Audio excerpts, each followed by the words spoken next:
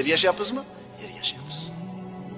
Bironta yahudiyni, nasroniyni, musulmonlarning odatiga taqlid qilganini ko'rganmisizlar? Bironta yahudiy, nasroniy musulmonning kiyimini kiyib, musulmonning urf-odatlariga amal qilayotganini ko'rganmisizlar? Nimaga ular ergashmaydi, nimaga biz ergashamiz? Payg'ambarimiz qiyomat alomatlarida deb aytayapti. Qarishma-qarich arshim-marshin ergashasizlar. Ammo musulmonlar orasida peshqadamlikda da'vo qilayotgan odamlar bor. Bular madaniyat, taraqqiyot da'vosi bilan musulmonchilikka to'g'ri kelmaydigan narsalarni hayotga olib kirib kelayotganini ko'ramiz.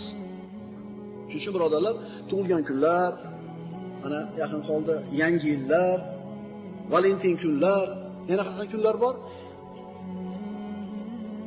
Musulmonlarga yarashmaydi bu narsa.